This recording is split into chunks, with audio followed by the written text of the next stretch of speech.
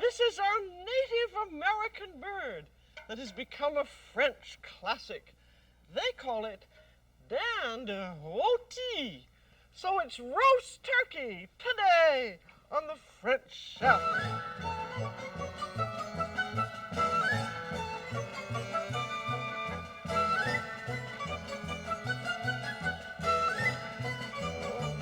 The French Chef is made possible by a grant from the Polaroid Corporation.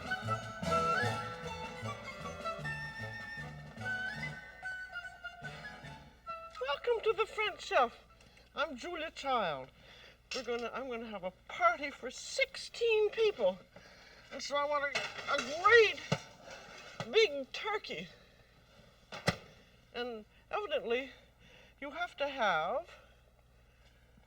count on how much turkey you want, you have to have 1/2 pound per serving. And per serving means per helping. So if you want seconds, you have to have 1 pound of whole turkey per person that you're going to serve. So if I have 16 people, I have to have at least a 16-pound turkey, but I want to have some leftovers because I love cold turkey.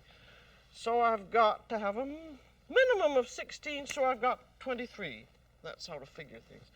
And this is a great big bird with a nice breast.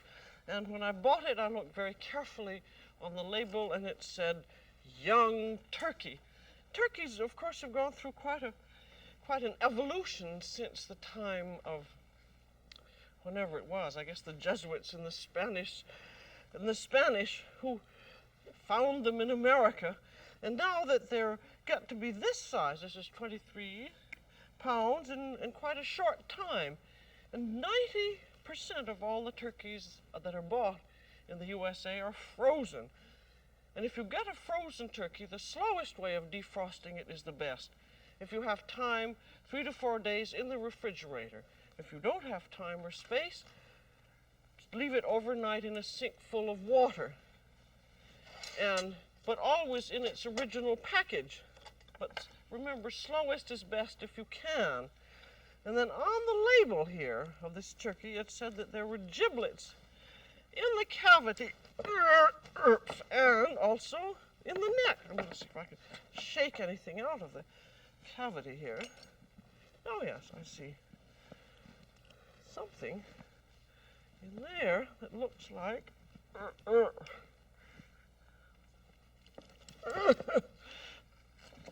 the neck, along with a piece of ice. I would have thought that the whole thing was defrosted. Evidently not. It's so big.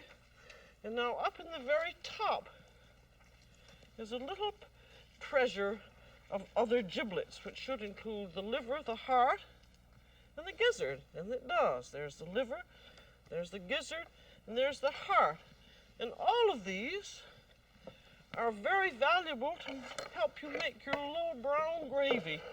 Save the liver for the stuffing. You want to put it away. And take the heart, the neck, and just whack it up. Oh, I guess the bigger they are, the tougher the neck.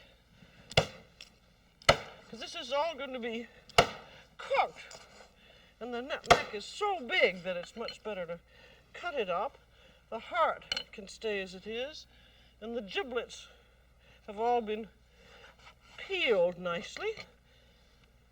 And then I want an onion and a carrot roughly chopped. Then when I got this cleaver, it hadn't even been sharpened, and my husband had to sharpen it for me. I don't know what they expect people to do with the cleaver. Now, that is all ready to cook. And when you're going to make your little brown gravy, it's made from the roasting juices of the turkey and also from the turkey stock. And you want to brown these giblets. And I'm going to brown them in a little bit of oil. I always use cooking oil. And then let it get hot, and then everything goes in.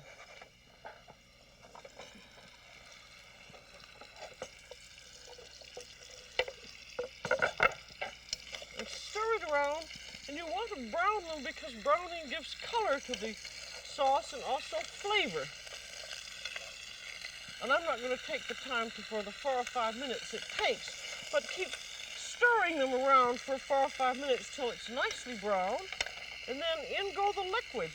A little bit of white wine is never amiss, about a cup or so, or a little bit of vermouth. And I usually add a little bit of chicken stock, and I'm just using some from the can just to give a little more flavor, because the more flavor you get, the better. Then we need a little bit of salt, and we want a bay leaf. Be sure that you use imported bay leaf because the domestic is a little bit too oily. And here is some sage, about half a teaspoon of sage, and about half a teaspoon of thyme. And then enough water to cover that big fat neck by about half an inch or so. And then you want to let it simmer, partially covered for about an hour. I mean about 2 hours or so, until you feel you've gotten all the best out of your giblets. And you only partially cover it because if you cover it completely, it bubbles up and then all the fat gets cooked right down in your stock. So just partial cover like that. And then when you have it all done, strain and degrease it.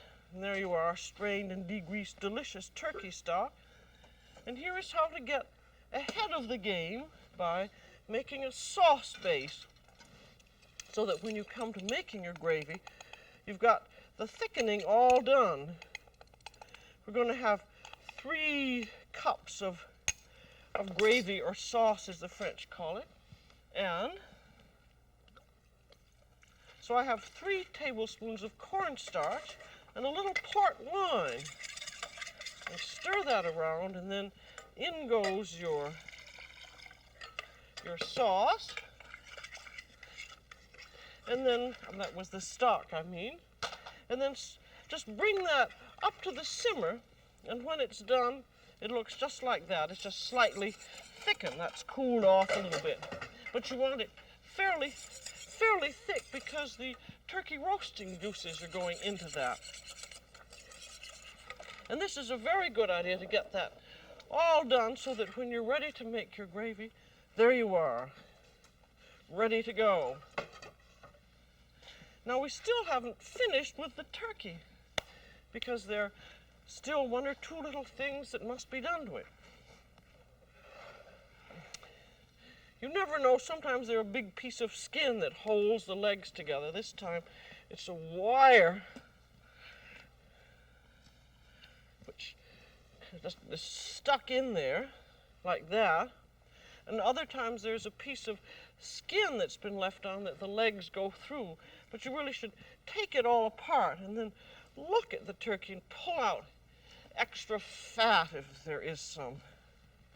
And then you have knobs on the wings. I'm going to take this off of that board. See those knobs there? And those you whack off. They always whack them off in France anyway, just because they're not very pretty and they're tough and they just don't serve any useful purpose.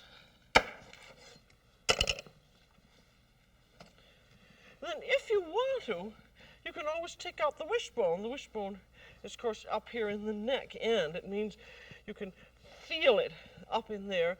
And with a big turkey, it's rather hard to get at, but you feel the wishbone and cut all around and take that off. This is particularly useful to do if you have a smaller turkey, because it just makes the breast meat easier to carve. In a very large turkey like this, where there's so much breast, the wishbone's way down there, so it's not going to get into your way when you carve. Now that turkey is ready, and that should all peek inside to see how everything is. And they usually have been perfectly clean, and you don't have to take out, thank heaven, anymore. You don't have to take out any pin feathers. Now we have neck skin. Some people like to put stuffing inside the neck and the breast, and whether you stuff it or not, you should skewer the skin so it's not going to flap around. And there's a skewer there, and I'm just sticking that in just to hold it in place. Then, this is going to be rather undignified, but there. This is the easiest way to stuff it if you're by yourself, is to put it in a great big bowl and then salt the cavity. I'm using some coarse salt and about a good teaspoon and a half of salt in there. And then you can either stuff it or not. And the chic way to do a turkey nowadays is not to stuff it, just put a flavoring in it and cook the stuffing separately. Because you do want to flavor the cavity because it flavors the meat. And so here's a collection of about a cup each of roughly chopped carrots and celery and onions, all cooked with some sage and thyme and bay leaf. And just put that in, and that's going to flavor the turkey as it cooks. And the reason you cook the vegetables is so that they will give out their flavor. If you put them in raw, their essential flavors are not going to come out and flavor the turkey. So that makes a very simple stuffing. But if you want a stuffing, and most people do, you can cook it separately. That's just a bowl, and then wrap it up in a napkin for serving, and cook it in a pan of water with a cover on, and then baste it every once in a while with the turkey juices. And that works out very nicely. And now we have to truss the turkey. And that is, you can't have things flopping about like that because it doesn't look well. I'm going to use my usual French system of a long needle. This is just like a great big skewer with a hole in the end of it. And then I'm going to take the needle and push it through the middle of the thigh outside. And the reason for that, it goes right through the bird and goes out the other side. The reason for that is, you see the neck here, this neck skin, it's rather thin. And if these legs are not held in place, they can fall apart. I've got to pull that from this side now. They can fall off and break the skin. Great thing is, I'll get this needle through here. Put my foot on it. There she comes. Now it just to hold the wings in place, you just go right through up the wing end here.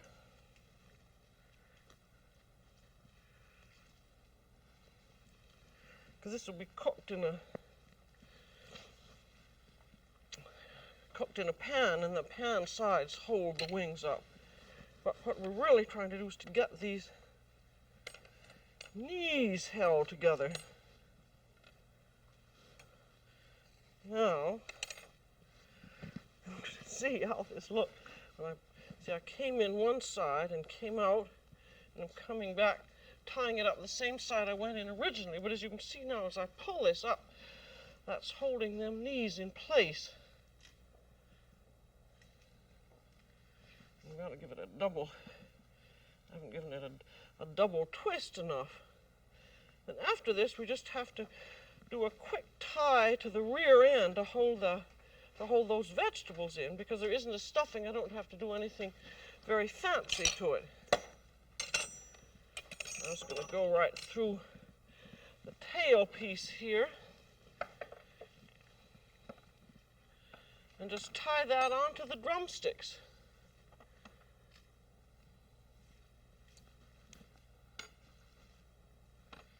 See, if we had a stuffing, we'd have to lace everything closed and so on and so forth. But as this is, see, it holds the turkey very nicely. So it will fit into its pan. And here we have a pan and a little rack and what's called a turkey sling, so that when you put the turkey in, you want to get it out again, you can lift it up, which works out quite nicely. And the turkey should have a butter massage. Just because when it's roasting, this gives the beginning of the baste. You can use oil or rendered pork fat. You could even use imitation butter, if you like that kind of thing. This pan, I'm using I'm using a low pan, just so that you could see how it looked, but you should really use one that's higher. But the great thing about having no stuffing is that you can get this all done ahead of time. If you have stuffing, you can't stuff it until before you roast it, because you run into the danger of food poisoning. But with just a flavoring, you can stuff it ahead and put it in the refrigerator. So now we have the problem of how long is it going to take to roast. This is 23 pounds, and on my turkey it has a little label saying just how long it takes to do. And between 20 and 24 pounds takes between 5.5 and 6.5 hours. So, I think when you're doing a turkey, you don't want to take any chances of not having it done. So I think you should take the longest estimate, say 6.5 hours, and put it in then, because you can't hurry it up, but you can slow it down, and you can take it out of the oven and you can keep it warm. That is about 6.5 hours for unstuffed, and if it's stuffed, you have to add 30 to 60 minutes more. And also a thermometer is a very good idea to tell when it's done. I think this little vest pocket thermometer is absolutely the best one to have. Because you put it in any place that you like, just to take a reading. Like, say I wanted to find out if the thickest part of the thigh were done while it was roasting. I just stick it in there, and in just half a minute, the thermometer says whether the turkey is done or not. So, otherwise, you can use the old kind of a thermometer, and stick it in the thigh. And now, I'm going to get my ready turkey out of the oven here.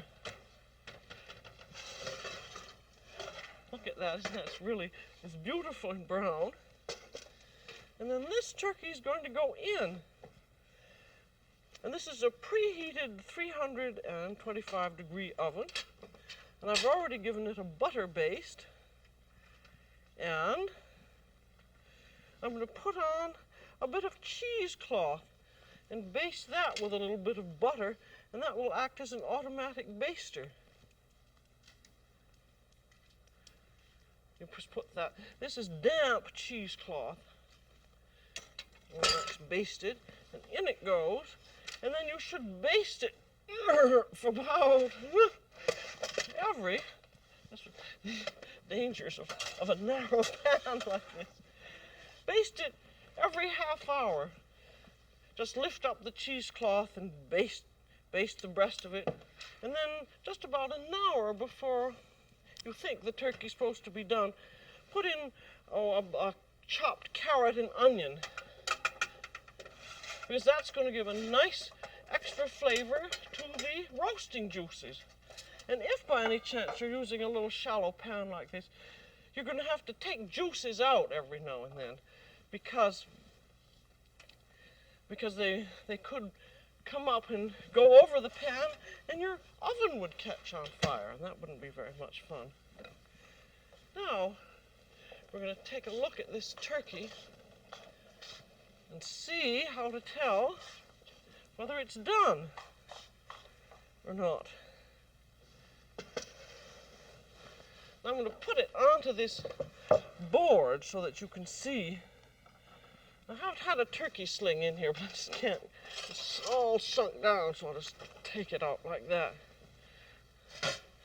Now, it's done. If you have one of these little thermometers and you stick it into the thickest part in there, it should register 185. And up here in the breast should register 180. Also, at this point, you could cut your trussing strings and see if your legs wiggle up and down, and if the wings wiggle up and down, and if when you press the meat, it seems soft. If you take a fork, if it goes in properly, and you see there's some nice little juices still running out. If you pricked it down in here and the juices were still red, it's not quite done. But I think you must watch it very carefully, because you can't really tell by estimates. Estimates are just a general guide to give you an idea. Then we take off the trussing strings. There's that sling that I couldn't get at.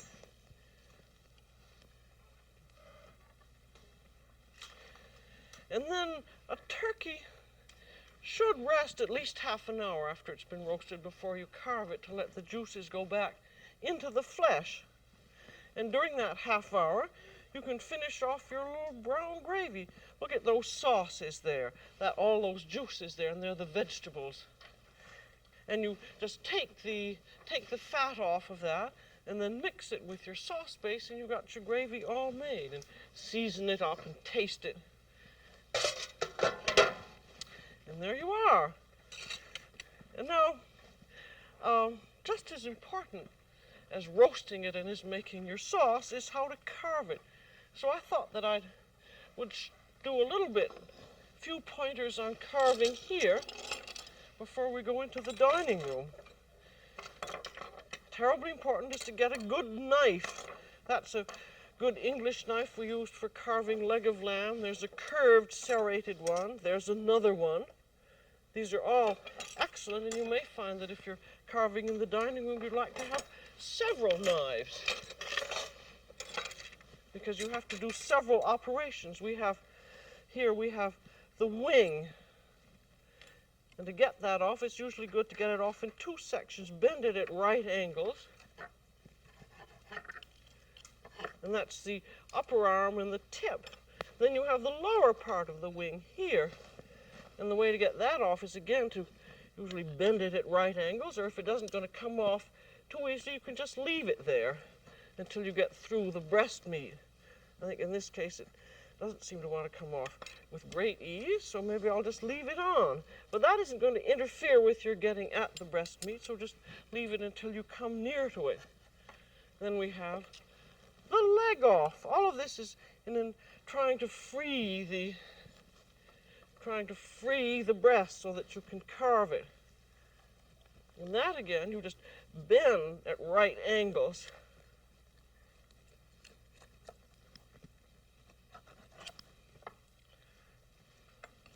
Then you get it partially bent, cut right through. But always, if you have trouble, you can keep bending things to bend open the joints. Can you see that? There's that ball joint in there. Now I'm going to get my fat little butcher knife, which I thought works out better. There we are. There's our leg off. And there's your second joint. Again, bending at right angles, you can get it off. This is nicely done. It's not overdone. The meat is still juicy, which is the way I like it. Now when you start doing the breast, you see there's the ridge of your bone right up there, and you want to start about a third of the way up. I'm going to turn this a little bit so you can see it a little better. And this is where you really have to have a very nicely slicing knife. And this is also, I think, very important, where you don't overcook the turkey so that the breast doesn't crumble away into nothing, because I think that sometimes happens. But if you remember to start cutting sort of a third the way up, then you can keep on making your slices. So I'm going to turn this around and rearrange some meat back on the board. Cutting slices off the second joint and off the drumstick. And back she goes on. And then we can arrange a little parsley around. This particularly if you've done some carving in the kitchen to make things look a little better. Let's take off a bit of that drumstick. And there's our wing back on again. Actually, if you're going to do a lot of, I think turkey carving is a matter of practice. So it's a good idea to have turkey more than just for Thanksgiving so that you know how to do it.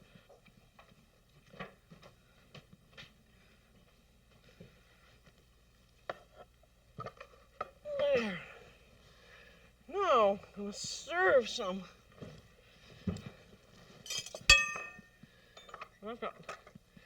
This is for my husband who only likes dark meat. So he usually likes there's some stuffing. He really likes the second joint the best. There's some of the stuffing cooked separately, and some peas or Brussels sprouts, and some broiled tomatoes and some creamed onions. Then we have a little bit of gravy to go over all of that. And for wine, I think a red Bordeaux is about as nice as anything. Some people like Burgundy, but I think the red Bordeaux is extremely nice. Now you may wonder why turkey has become a French classic. Well, it was brought to Europe in the 17th century by Spanish explorers who ate it in Mexico and thought it was so good they brought it to Europe.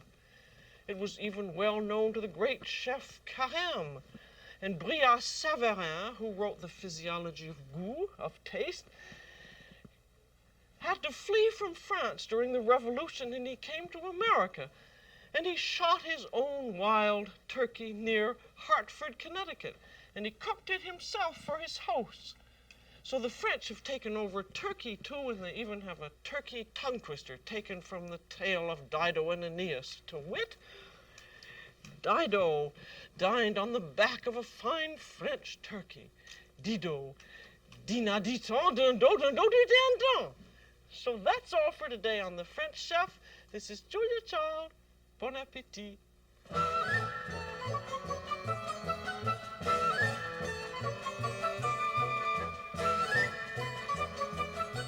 The French Chef has been made possible by a grant from the Polaroid Corporation.